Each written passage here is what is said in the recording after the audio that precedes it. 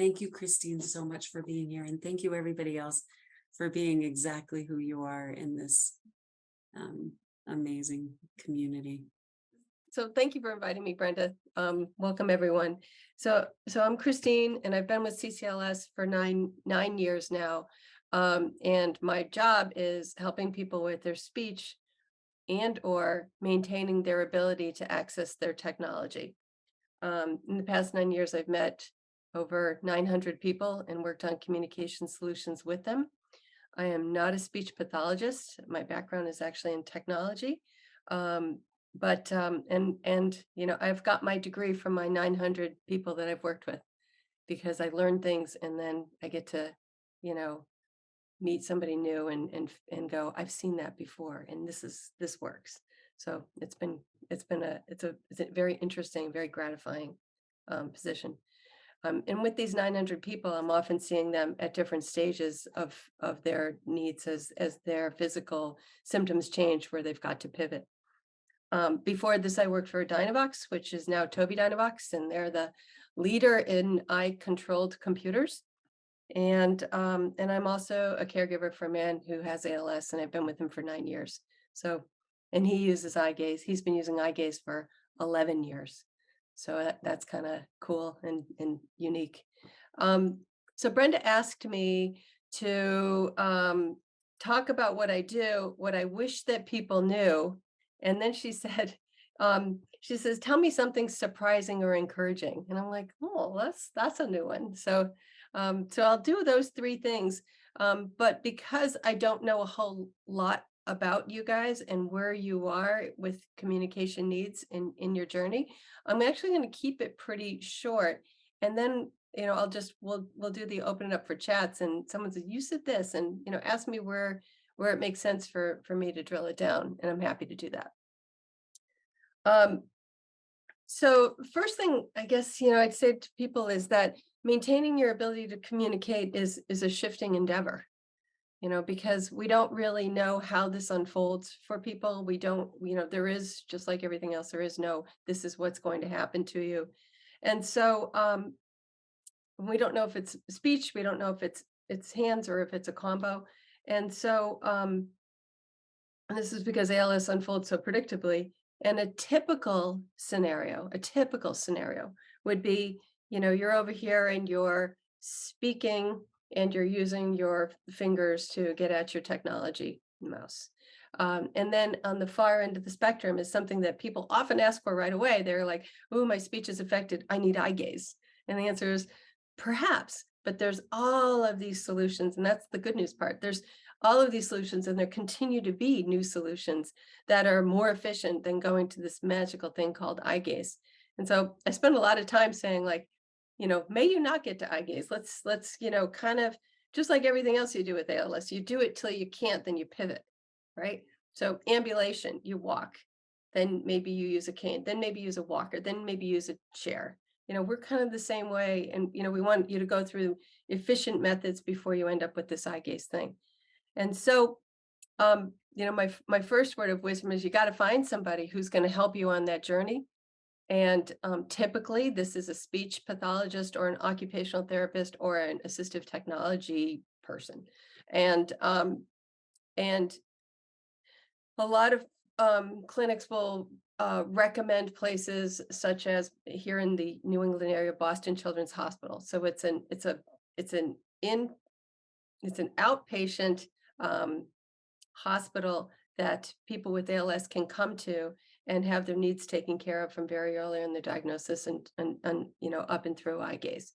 But a lot of people have in-home services, and it's hard to get to these outpatient services for insurance reasons, or it's difficult to travel. So, you got to figure out who this person is. And if it's your in-home speech pathologist, up front, I would ask them, what is your knowledge as far as augmentative and augmentative and alternative communication? Is AAC, which is a subset of speech pathology. And some speech pathologists are like, I'm all in. I've done it for a few different patients. I love technology. Yes. And others will be like, I'm a speech pathologist and I like swallowing, and I don't know this. And so if they're not that person, then the next question is, are you willing to be that person? And can someone help you as you help, for you to help me?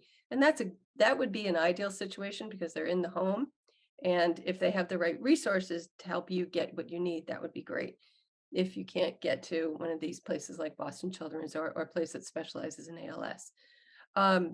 And Kim and I are often that person who becomes your SLP's best friend to help guide. There's another organization called Bridging Voice out of Brooklyn, and they have a virtual model. They're a nonprofit. And so you can, your speech pathologist or you can engage with them, and they can help you on a virtual level with the solutions that you may need.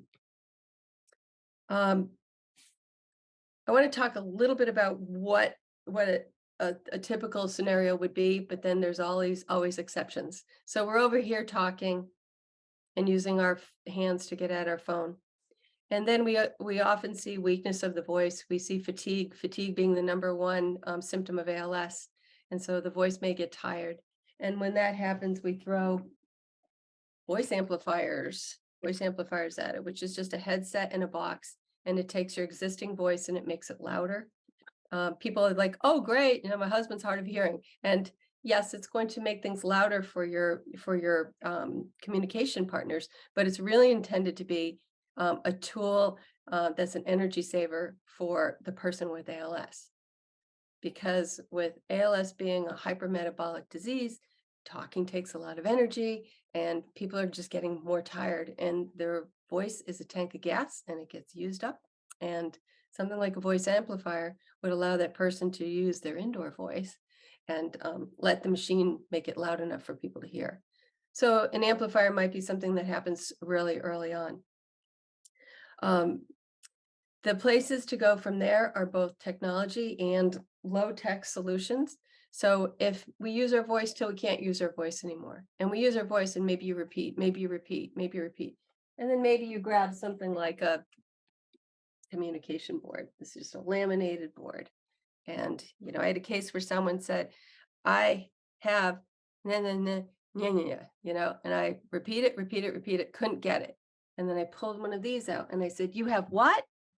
And he did this. He went, and I said, PHYS, physical therapy. Now I'm over that communication hump, right? This is a typical solution. On a technology side, there are apps that you use on your phone. So if you need to say something, you can just open up one of these apps, type it out, and press speak, and it goes and says it out loud. The next question will be, what happens when I can't use my hands to get at my phone? So there are phone holders, there are styluses to use, and most people don't know that you can Bluetooth your mouse to your phone. So put your phone on a cute little stand and forget about doing this to it, and then just Bluetooth your phone to it and put that mouse on your lap. And maybe that's an easier way to get at it. So we'll talk about that later on. So that's another option. If you can't use your hands and you can't use this, and your wheelchair, absolutely. Yeah, there's lots of mounts for wheelchairs. So, when I see somebody like, oh yeah, I just have problems holding my phone. It's like, yes, get just a mount that you can put on your chair that can hold your phone in place so you can just go one-handed at it. So we can't do things with our hands. We also have this thing called head mice or face control. We'll talk a little bit about that on the 30th. But if you can move your head, you can move a cursor. And there's a couple different implementations for that. So now we're kind of crawling down this line of solutions to get the job done. And then after a head movement and exhaustion of your hands and perhaps your feet for clicking, or other parts of your body, we go to this magical thing called eye gaze. And so an eye gaze is just a Windows or an iPad that is looking for, there is a camera that's trained on the screen. And as you look at something, that's your mouse click. So you can use it for talking and you can use it for, complete computer control. A little bit more involved because eye gaze is a little bit slower than some of these other methods. And then there's also some environmental challenges with it. So, you're using a camera that's looking at your the reflection of your pupils. And so you get, any sort of light, use of it outside. And then you have to be literally in one spot for the camera to see your face. So a little more, solid situations where you're using a mount or even a wheelchair mount, but you can't move around too much. So that's kind of a path, a typical path, but this whole thing about, work with somebody who can understand where you are and then help you achieve what you're looking for at each of these points, and find that person. A couple of things that are on my list of things that drive me crazy that I read about on the internet is losing your voice is not inevitable. So you'll see that a lot. It's like you will lose your voice, and that is not true. So whenever I talk to people, I say, if you lose your voice, so don't assume that you're going to lose it and you have to do this. I also say, don't believe everything you read on the internet as it relates to locked in syndrome. You'll see some brazen people say, this disease leads you down this path until you're locked in and you can't move any part of your body and your brain is all there and you're just frozen. And it's like, it's just, reckless. And while possible, it's very, very unlikely.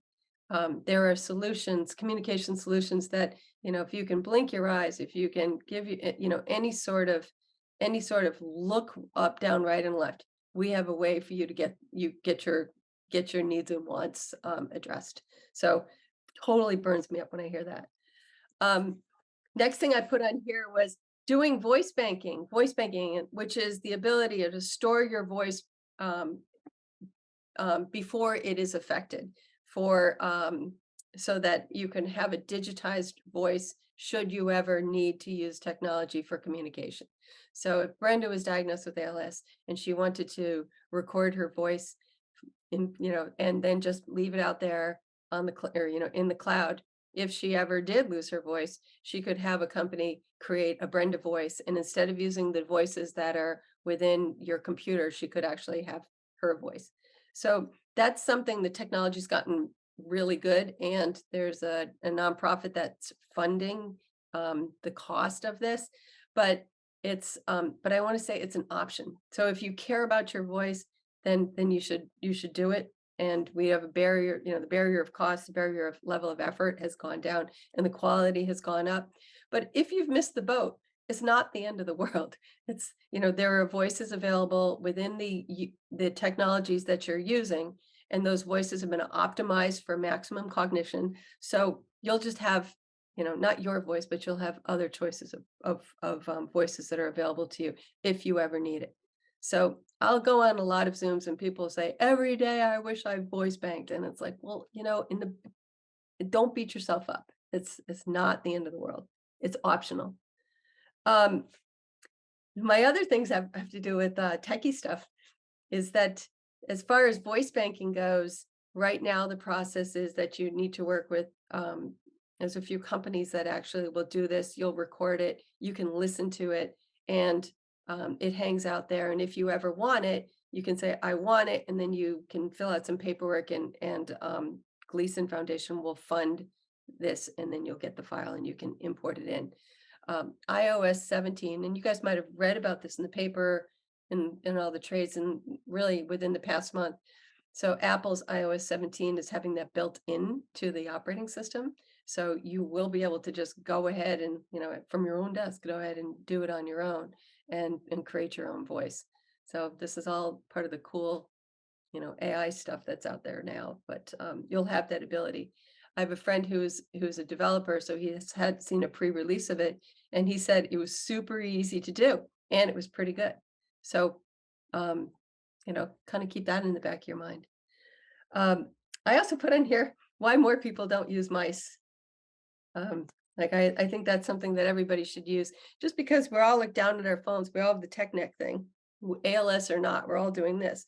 If we get our head up and then we work on our posture by putting our phone, in front of us like this, again, whether you have ALS or not, and then mouse to it. I think it's just a much smarter way, a much more, comfortable way for us all to be using our technology. And finally, the speaker series is a really cool story. The presenters, this guy Tom Meadows, and his childhood friend Steve had ALS, and Tom is a serial tech entrepreneur. He's just a real techie guy, and he's like, I'm going to be your communication guy. And as Steve first lost his ability to use his hands, but his voice was really good. And so what Steve did was he learned something called voice control on the iPhone. And voice control on the iPhone is just literally you can manipulate your phone completely just using your voice. And that's something that Apple has. It's been out, and I mean, that part we all kind of know about. Those that are in the know have been recommending this for a long time. But that's what Steve did first. And then he started having problems with his voice. And so from there, Steve figured out, or Tom figured out the mouse thing. And it's like, so then Tom moused until he couldn't mouse anymore. And then, and Tom will talk about his exact timelines, but I believe, they were investigating further functionality of the iPhone. And I believe that Steve passed at some point in here, but Tom continued to delve into what the iPhone can do. And what he realized is that the iPhones now have really, really good cameras. And there's this, and we're using our phones now to, make purchases and to unlock things, right? But the camera itself is so smart that if you move your head, you can move a cursor on your phone. And so that's pretty cool. But like, how do you do it clicking? And what he's figured out is there's a few different ways for you to do it. One is by using facial gestures. So maybe you move your head over to that messages button and you crack a smile, and that's your click. And maybe you move your eyebrows up, and that's your scroll. So you can associate facial gestures to clicks. Then he figured out you can also just make sounds. If you can make a sound, you move your head to move your cursor, and maybe you go, and that's your click. So there's a whole series of sounds that you can attach to different things. And then the final thing that he figured out was, what if I get a switch? And this is a Bluetooth enabled switch that you press the button, and that can be your click. And we can assign with this button 3 things to do. Maybe one's a click, maybe one's volume up, maybe one's volume down. And then holding it down, there's another 3 things that you can associate with it. So, and then he's created yet another switch that's about the size of a quarter. And he feels that you can do everything on your phone if you can do this. And for the people that can't do all that, there's also another connection that would allow you to go out to a bunch of other switches. So that's really what he's going to show. And, the things that he's showing is he didn't invent anything other than optimizing these switches. But what he has done is he's figured out, and just to do this is 68 different, turn that on, turn that off, bring that to level 4, but it's amazing. It took a lot. It's there, but it took a lot of investigating to find it. And so he's figured this out for his friend, and then his friend passed, and now he has this knowledge that he wants to share with the world. So he's not looking to, make money. He's not looking to create a business out of this. He just wants the ALS community to know what he's learned and to pass it on. So I'm very excited to have him do this presentation, and he's created this communication box that everybody who comes and anybody who thinks that they would benefit from it will be provided this.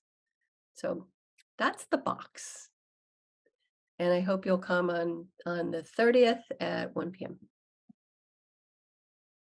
So that's what I want to tell you today. And I thought I'd just kind of take it from there as far as where you guys want to go with this.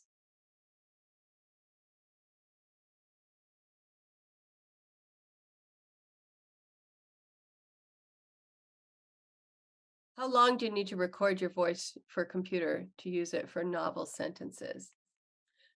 So there's two pieces to the they call it voice preservation. And so one was what we call voice banking. So that's say a bunch of sentences and then it creates this digitized voice that you can import into many applications for you to be using to communicate. And then the other is message banking. And that is storing phrases that you say often with probably lots of inflection so that if you ever needed to use technology to communicate, but you wanted to have a group of words together with lots of inflection most often, that you could do that. So a lot of people will do that, I love you, Joe, like so you don't hear I love you, Joe, as just coming through as individual words have been linked together to create that. Um, so how long do you do to use it for novel sentences? So that would be the voice banking part of it, where you put it together. And I think they're saying 400 sentences now. So it's not it used to be, yeah, especially for pets.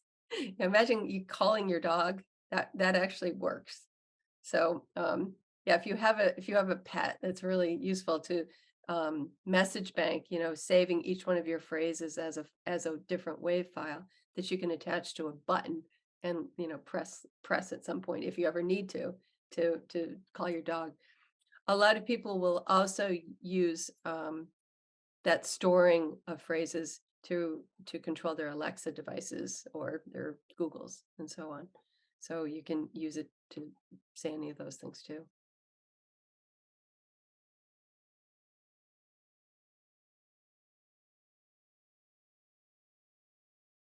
Kristine, can you name some of the really big challenges that you've had to work through, both with technology and also emotional content, both for the person with ALS and then the caregiving team? Hmm. Yeah. So like on a personal level, when as a caregiver, I would say that, my biggest challenges are how long it takes to type something. So you don't, and I think that my guy David misses his real-time conversations, so he'll get frustrated that, in a group there'll be a conversation and then we move on to the other conversation. He's still on the first one and he's like, oh, and if within the software, there's actually this kind of like, if he's typing something, he can actually put what he's typing on hold and can bring up another one that says, wait. So if we hear a big wait, then we're like, what? Oh, that means that, oh, are you still back on this conversation about the screen door? And he'll blink his eyes like, yes. And then we're like, then we stop and we let him finish it. Then he, can kind of go back and he'll join in there. But so I'd say like from him, you just have to slow down. You have to slow down with when people are using eye gaze. And we as a society are not comfortable with like standing there while somebody's typing their message. And, if it's big feelings, it can be a while. So I feel that. I think, and then just people don't know how to do that. So if we're in a room with someone who's a friend comes over to visit, they're just awkward. So they're off and they're jumping around. I was like, no, just sit is okay. Just sit still. Um, yeah, so that happens. Today's guy that I was running in for today, he is certainly an eye gaze candidate. He couldn't move any part of his body. And and I showed him eye gaze with me doing it, and then I showed him doing it, and he started doing it reasonably well, and all of a sudden it didn't work. I'm like, what happened? And then I'm like, and I've been doing this a while, so and it was curious that it worked and then didn't work, and I was trying to figure out what it was, and I'm like, did the sun move in a certain way? Is it positioning? And flip it back to me, it's working fine. Well, it turns out that I came in from right field. I'm like, is he taking any sort of medication, any sort of like muscle relaxants? And they're like, oh yeah, he takes, is it baclofen? Baclofen? And he's like, yeah, he popped one right before right before he got here. And I'm like, um, so it kicked in, and then like we were out of luck.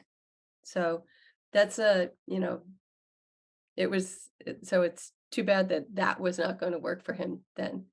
So what we ended up pivoting to is um, we clipped a laser onto his glasses, and he just, we pulled out a communication board, and he just said, ILIKETHISINBETTER. So he's like, I like this better. And I'm like, all right, well, and we have a solution for you. You don't have to worry about um, sacrificing your comfort in order to communicate.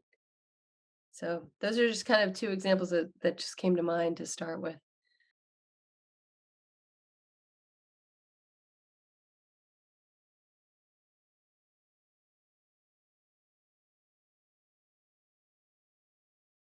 So the man that I take care of has had ALS for 14 years and has said yes to everything to extend his life. And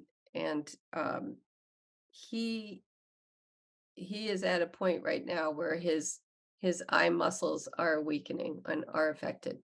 And so his ability to access his eye gaze technology is waning. And some days are good and some days are not. Um, and it's kind of surprising. Like we never you, you know, you I never know what to expect. And he's so eager to continue to communicate. But there are days that we have to resort to the AEIOU method, um, which is using this board, and literally we I don't know. Have you guys seen this? Have you guys seen a board like this before? Okay. So real simple the way that we go through this, and he and I don't need a board because we see each other all the time, right? But AEIOU is on this side of the page.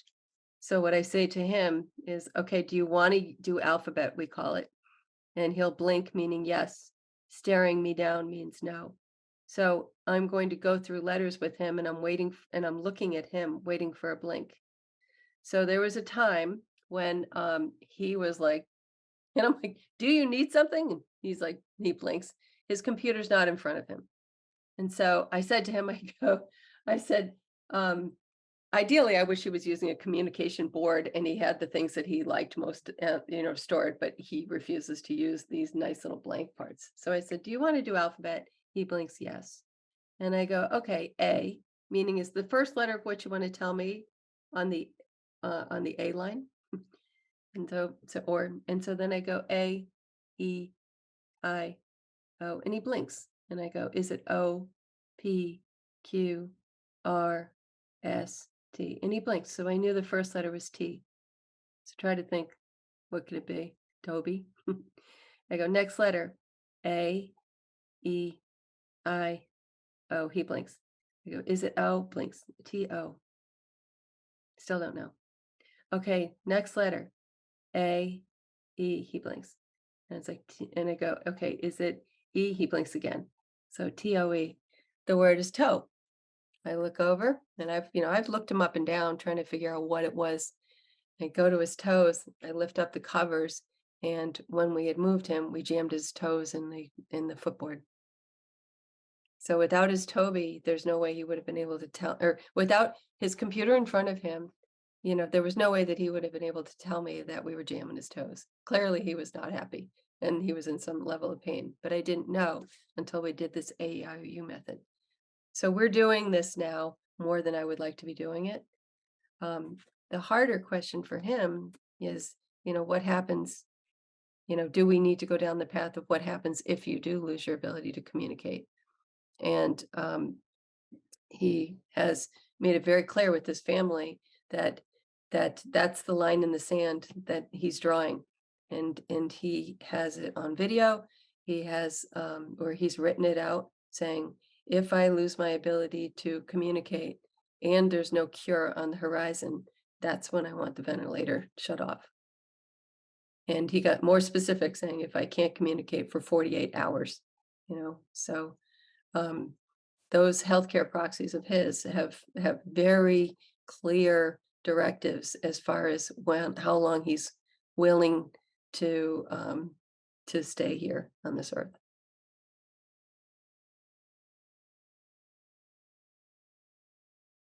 A communication board that lists out the things that you say or that you need most often. And so do you need something blank? Is it on your communication board? Blank. And then I would pull out a list of the things that he most commonly asked for. And then it'd be like, is it this one? Is it this one? This one? Instead of going through the arduous process of doing A, E, I, O, U. So this is an example of what somebody else has done. How much you can see this here. I'll bring it out a little. Hope for this. And so this is a communication board where somebody already wrote down all the things that they usually ask for. So it's like, do you need something? Yes. Is it on your communication board? Yes. And then it'd be like, okay, is it on this first line, which says need medication, check breathing machine, I'm hungry, please. And so you just literally go, is it this, this, this, this? Okay, is it this, this, this, this? So that would be a way to shortcut the things that you need most and get them out there.